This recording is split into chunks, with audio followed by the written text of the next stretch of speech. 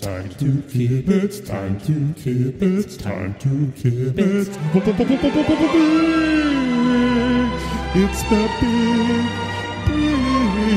kip it. Hello everybody, Artistry and Finesse with you on perhaps the single most important night of the entire year.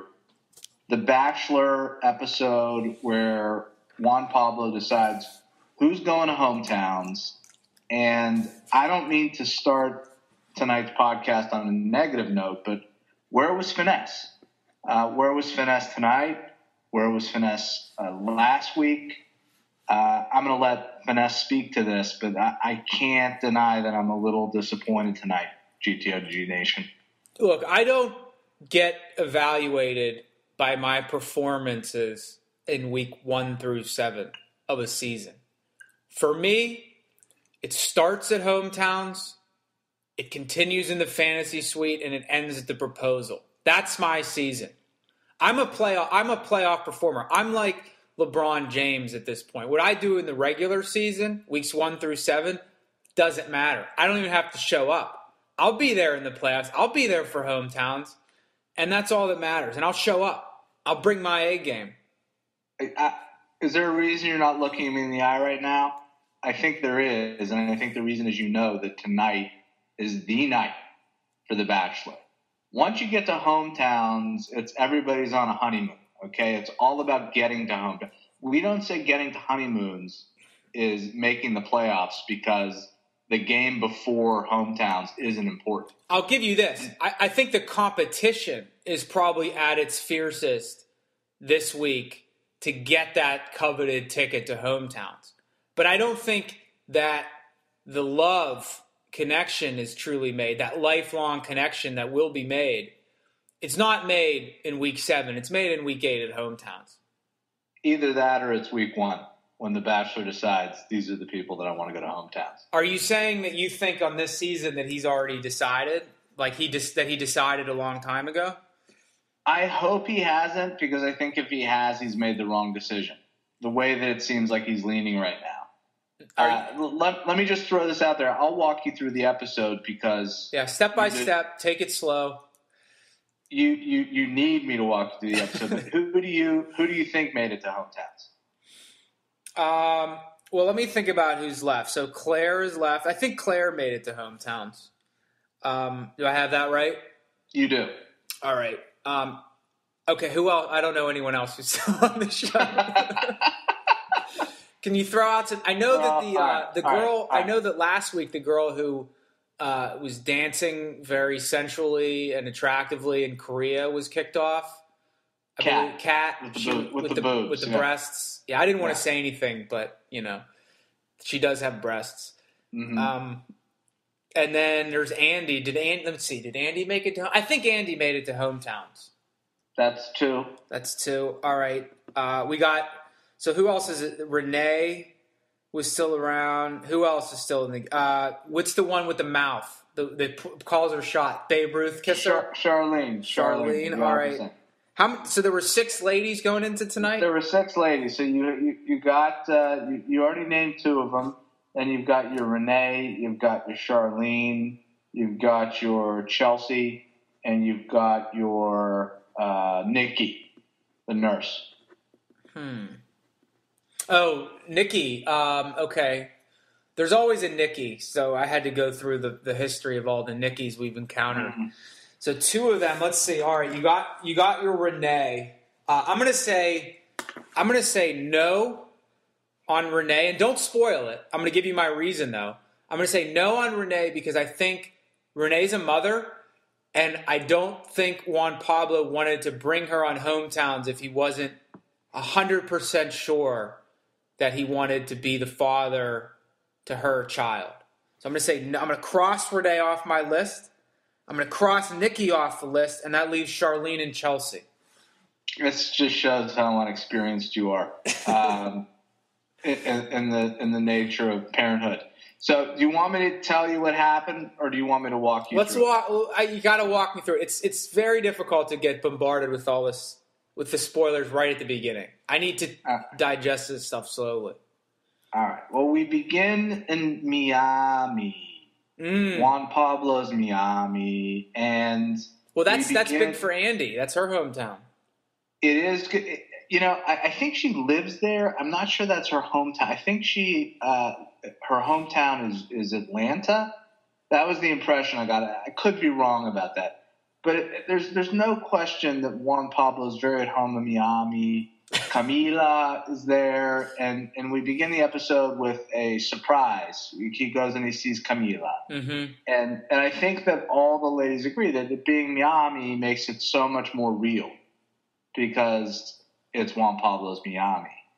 And I have to tell you, I've never seen anyone on the show quite as excited as Claire about anything.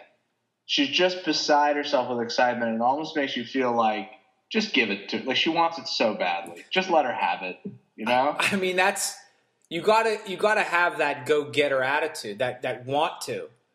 And she's got a lot of that. She's got a lot of want to ability. She really does. I mean, I feel like that's practically enough to get you to hometowns. We got a little bit more insight into Juan Pablo tonight. He's very close, as you know, with his family. And in particular, tonight we met a cousin who appeared to have braces. There was a lot of dental work done. Well, if he wasn't close to his family, who would watch Camilla Valentina? That's exactly right. There's a lot of talk about like what a good father he is. Right. He seems good at checking in now and again. Right. You give him that. So pays the babysitter on time and all that stuff. That's right. The first day tonight was Sharleen, the opera singer, who, as you know, JP from day one has really felt a connection with. Mm-hmm. But she's always confused. She's always ambivalent. And tonight it really came out, like she really got down to it, what the problem is. And I think that this is really going to resonate with you. She said that she was missing a cerebral connection, which, to me, like a light bulb went off. She needs more mental reps is what she needs with Juan Pablo. They're not getting their reps, and they haven't. And the question was, what could they do to make that cerebral connection, to have those mental reps? Well, she's on the wrong show if she wants mental reps. It's not testing you over the long term. You don't get a lot of practice time. This is like Olympic hockey. Like, you're kind of thrown in there and you got to find the chemistry right away. Over the course of 82 games. If you need to change up the lines, change up the lines. Like, don't just be stagnant and wait for the cerebral connection just to appear. So, I think one way of looking at cerebral connection is that she doesn't like Juan Pablo. Or she thinks Juan Pablo is dumb. That's another way to put it. He could be too stupid for her. But also, she might have been turned off based on what you're saying by you've talked about her ambivalence, but then you talk about how it got so real because they were in Juan Pablo's Miami that maybe like her ambivalence finally met with the realness of Juan Pablo's Miami, and then she couldn't handle it. It's possible. I'm going to go with her thinking Juan Pablo is dumb because at one point they're on a yacht for their one-on-one date, and all they're doing is she's calling a shot. There's tongues flashing back and forth. She's like, is she like Peyton Manning at the line of scrimmage, like with the two arms up, like calling the double point to her shot? Yeah. Omaha. Yeah. At one point, Juan Pablo said to her, this tells you all you need to know, the words that you use are so proper, and I like that about you. Mm-hmm. And, maybe not in direct response to that, but like a couple seconds later, she said, I wish I was a little dumber. And that's a direct quote. She really said that? She really said that. So I'm really not sure how else you interpret that. She wasn't feeling it. So what does she do? What do all the ladies do when they're having a hard time this season? She goes and she seeks Renee's counsel. Right. Because Renee is like, you ever see the show Big Love?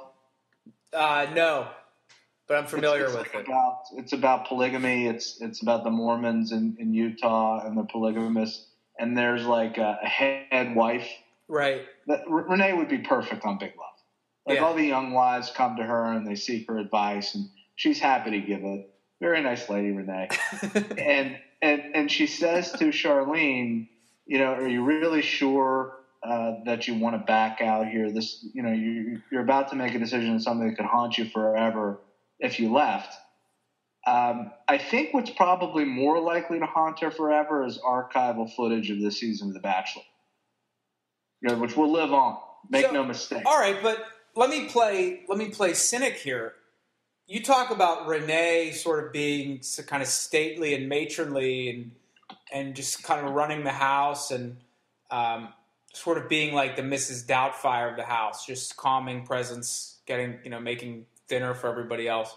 Right. Having sage advice to dispense. But she's in the game, too. She's got skin in the game like everybody else. Did you sense that she was pushing Sharleen one direction or the other, or was she really just calling balls and strikes right down the middle? Right down the middle. This is a special lady, Renee. I'm telling you right now. She does not play favorites. She puts up with all of these ladies. She's impartial. She's fair. She's a terrific referee. And she's a hell of a friend. But I'm going to tell you why this concerns me. This is not her job. This is Chris Harrison's job. And I worry now that Chris Harrison is out of his marriage.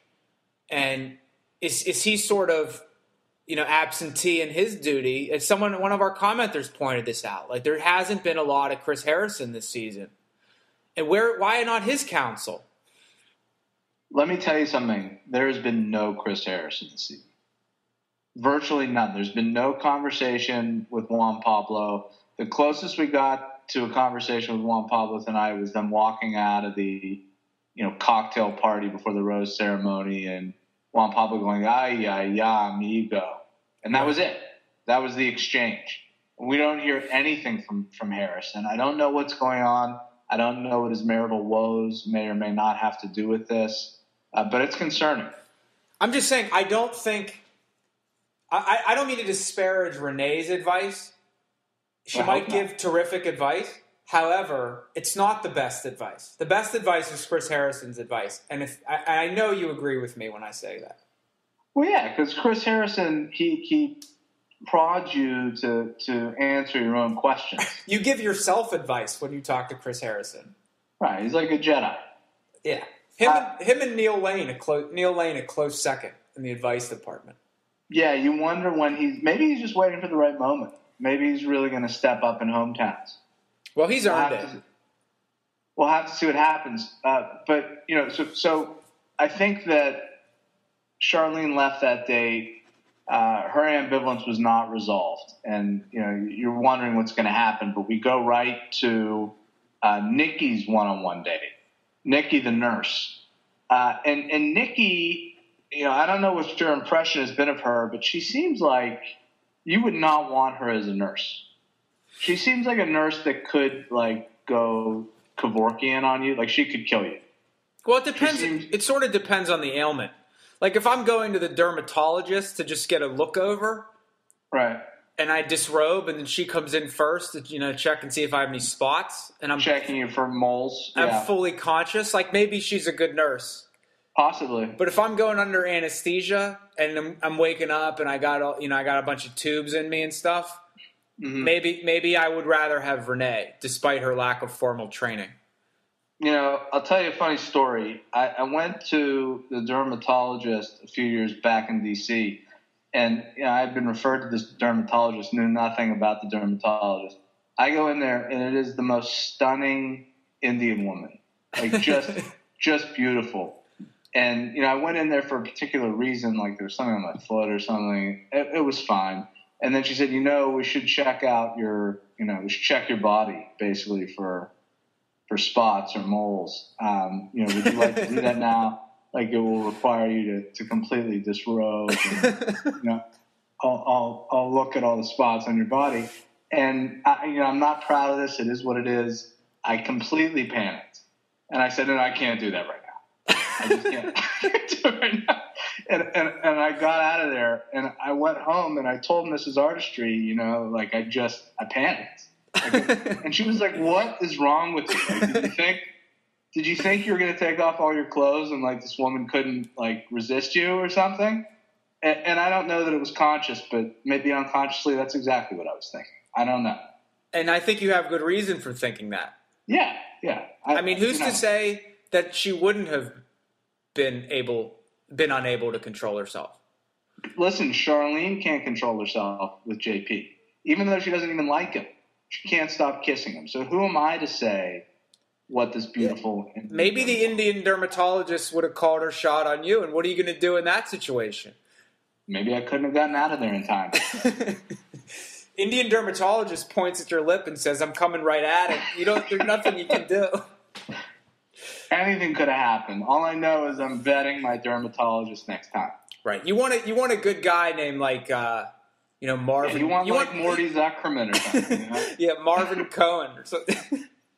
You don't want a situation where there's any kind of tension. No. Even if it's one way, you don't want that. Right. There wouldn't have been any tension from you. It would have all been her. She was the one. She would have been very tense. Yeah. Let's be honest. I'm not sure she would have made it through that session. So, back to the matter at hand. The next one-on-one date was Nikki, the nurse. And she had the absolute honor of being invited to Camila's dance recital. Wow. I know. And in attendance were JP's parents and his ex-wife. They were watching Camila, and then there's Nikki. What does that tell you? Well, that's a big step. I mean, that's a baby hometowns. It's a mini hometown preview.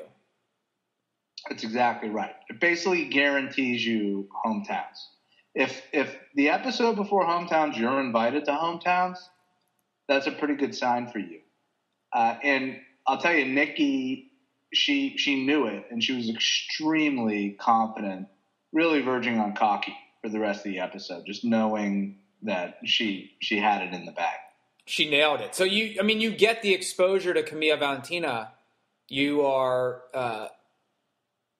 that's a big step. So I've been told that as a father, if you reveal your daughter to another woman, it's like if you took your daughter to the Indian dermatologist, that would be a big step. The Indian dermatologist would have had so much swagger the rest of the day. She would have known she had you. Yeah, you're absolutely right. I should give you the name of this Indian dermatologist. Yeah, let me know when we get offline. Let me know. I got some spots that got to get checked out. I bet you do. The Nikki date was sort of a non-event, and then they went to like Florida Marlins Stadium, right? And JP was saying like, "This is my office," and I don't understand. Like, how is it his office? What exactly does he do? He does. I think they get you a job right before you start, so you can say you have a job, and I think he does play or something or other. I don't know. Yeah, like you're not. None of like the Roberto magic is rubbing off on you, dude. Like you can go to as many baseball stadiums as you want, right? But just some of the bloom is coming off the Juan Pablo Rose. I know. There have been a lot of stories. There was one particular post. What was it? Salon? Did you read that? Is it the one that was sent to us? That Eloquent sent us? Yeah, Daily Beast, I think. Oh, the Daily Beast talking about how the guy is just a despicable human being, and he's a slut shamer, I think was the term. Yeah, he's homophobic. He's racist. He's homophobic. Yeah, the whole works. And it's hard to pin him down because he doesn't really say anything. It's with Juan Pablo. It's a lot of this episode in particular. A lot of I know this isn't easy. It's very hard. Everything is hard. It's not easy, and there's a lot of like animal noises, like coming from him. He talks to people like I imagine photographers talk to models. Yeah. It's not a lot of. There's not a lot of deep substance there. It's you're so beautiful. Oh yeah, look at the light, at the way the light hits you, and it's like you could be talking to a dog this way. It's like. Come. Oh, yeah. It's Oh, Miami, it's me, Miami. Yeah. Camila, Miami, Piamas. It's like a constant onslaught of this stuff. And, who the hell knows what this guy is all about? Right. We can't, like, that's why these criticisms, I mean, they may go too far because do we really know Juan Pablo? We don't really know. We don't know. He doesn't even know what he's saying. It's like a constant stream of bullshit coming out of this guy's mouth. Who the hell knows? Right. He's no Sean. Like, Sean was so tight and so precise in the things that he said and what he wanted out of the journey. I'm going to drop a bombshell on you right now. Yeah. Charlene left. Whoa. She decided, yeah, I know. Just take a second. You okay? Yeah, I'm still here. Sharleen just decided she was going to go to his hotel room and say, I'm just not there. I'm not where I need to be. I can't get to the point where I want to get engaged in the next 3 weeks. Right. That's just not going to happen. And Juan Pablo, he's very understanding. He said, it's not easy. It's hard. I know. Don't cry. Look at me. Look at me. Look at my eyes. Look at me. It's not easy. And then, he said he respected her. He absolved her of any shame she might have been feeling, sent her on her way. And then he had a good cry. And he looked into the camera, he had a good cry about honesty. I'm not quite sure what he said about honesty. Mm-hmm. It was very emotional. And that was like a great example of nobody ever understands what the hell this guy was saying. It's like, it's better that she no like and was honest than like and was not honest. I don't know what that means.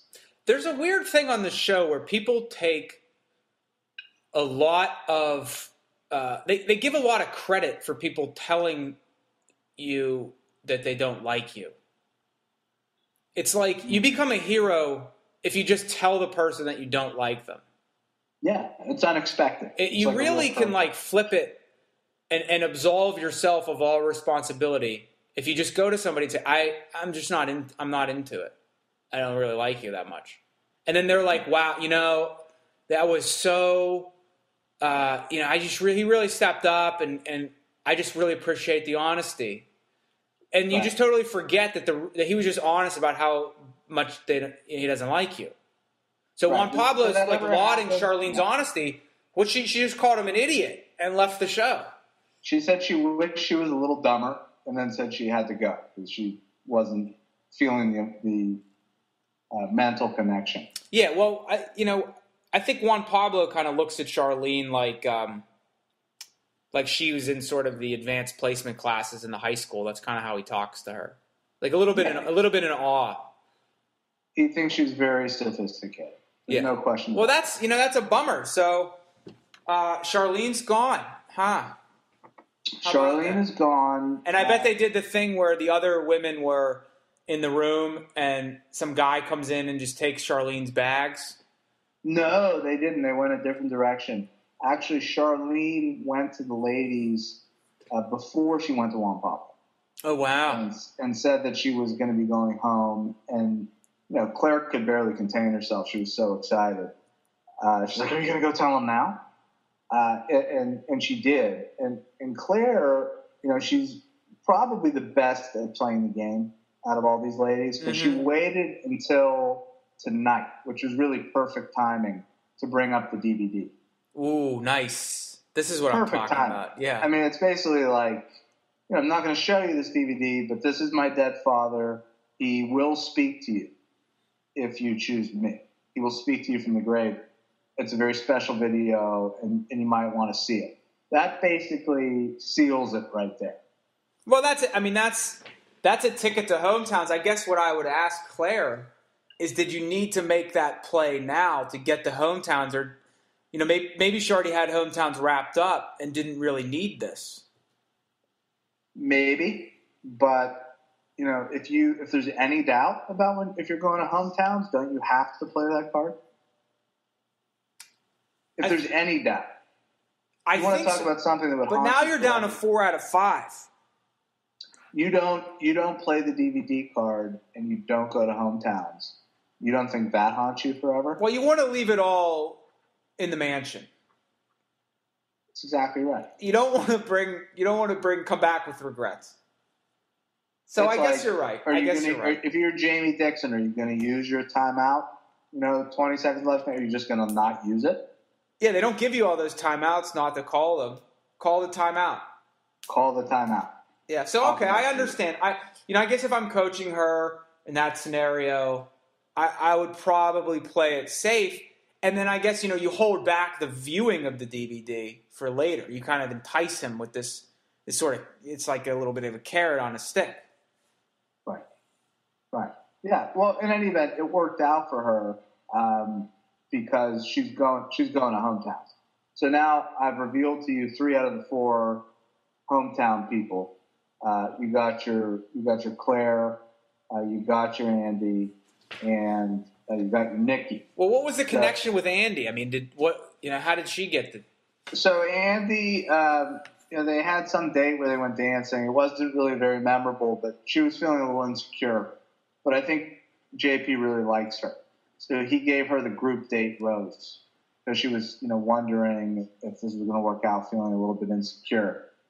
But the real highlight of the night was, so everybody but Andy got sent home from the group date because he just wanted to, take her dancing or whatever. Right. So Chelsea, Renee, and Claire all got sent home from the group date. And Claire was flipping out. Naturally. So the ladies go home, and Nikki's there. And the highlight of the episode was a big fight between Nikki and Claire. Well, they've been at each other's throats all season long. Yeah, they really have. There's been a lot of tension. And, this was the kind of thing where it was just a combustible situation. I don't even know if anybody said anything to the other person, but at one point, Nikki went up to her bedroom, and Claire followed her, looking for a fight. And it went up, and there was just it was one of these fights where you don't even understand what anybody's saying. There's no rhyme or reason to it. But at one point, Claire was like, "Is this your room? Don't I have a right to be here?"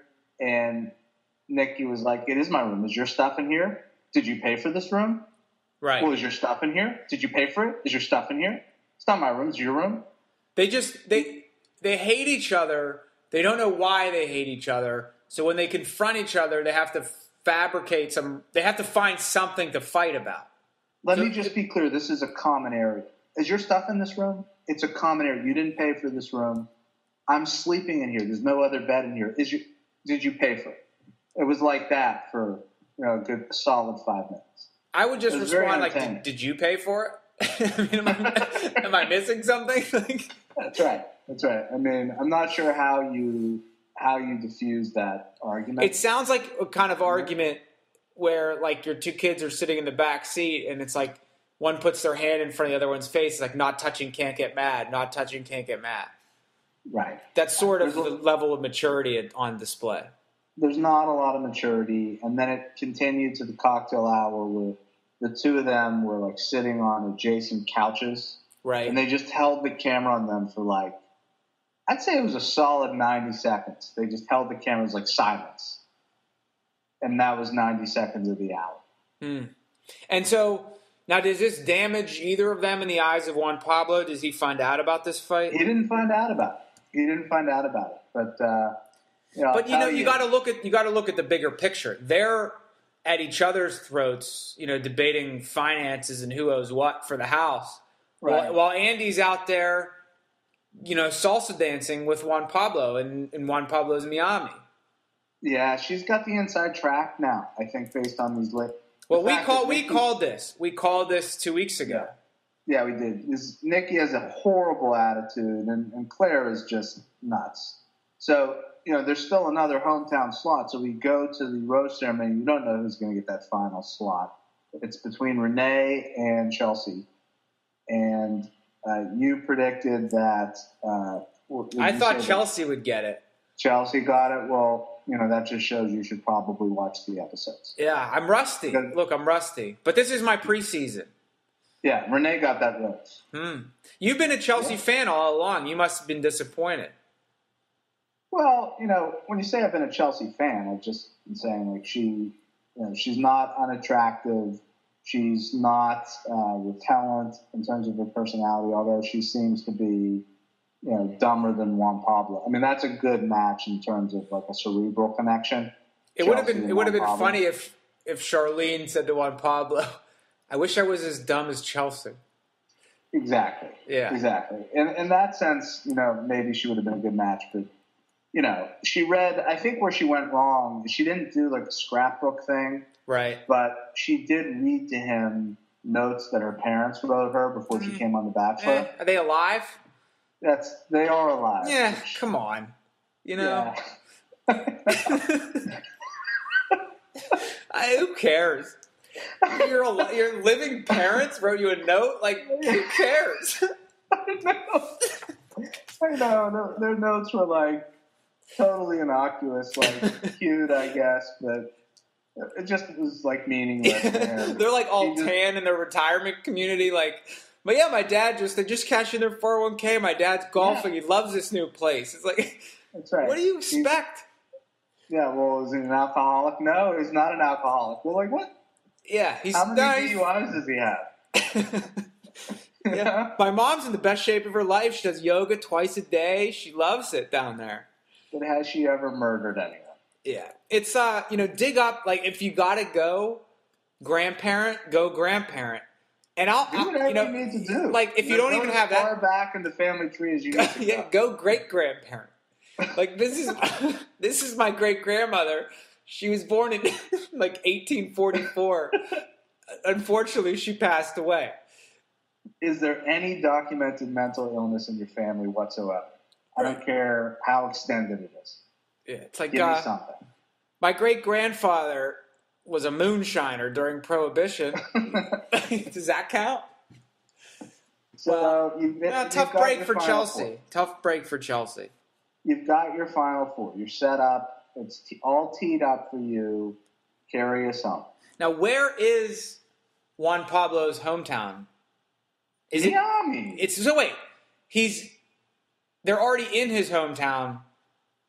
He's going to their hometowns. Okay, so he's going to their hometowns.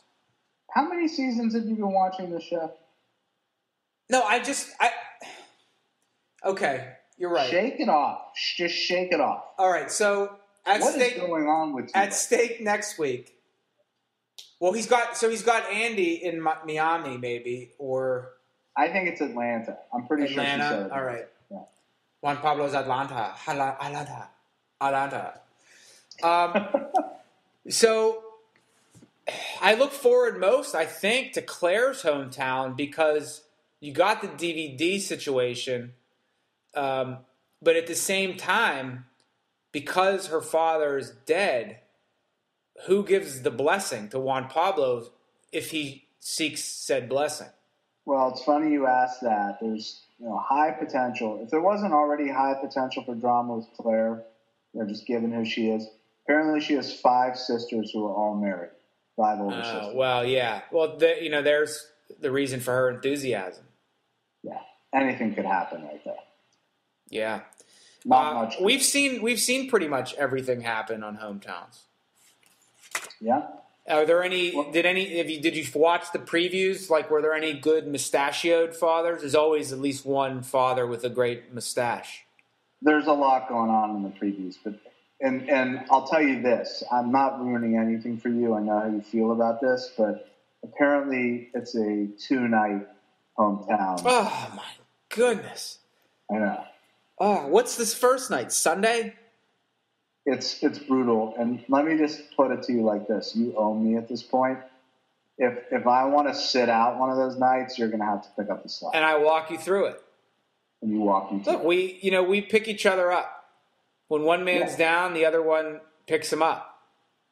We have a cerebral connection, unlike some others. Band of brothers. All right.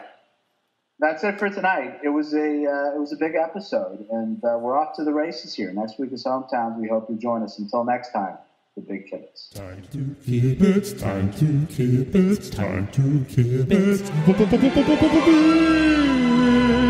It's the big kibbutz. Come and kibitz with the big kibbutz. Ooh. Big kibbutz, It's the big Cubits. Come and Cubits with the big Cubits.